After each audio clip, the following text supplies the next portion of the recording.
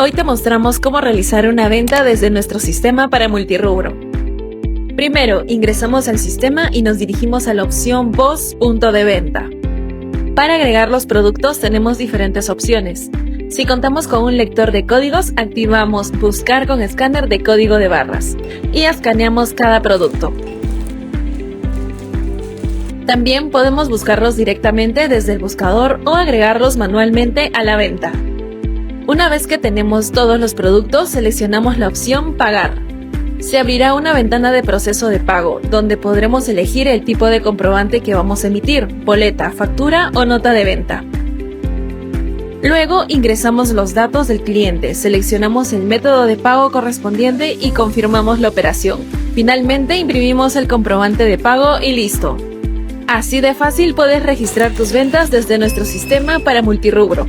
Nos vemos en el siguiente video.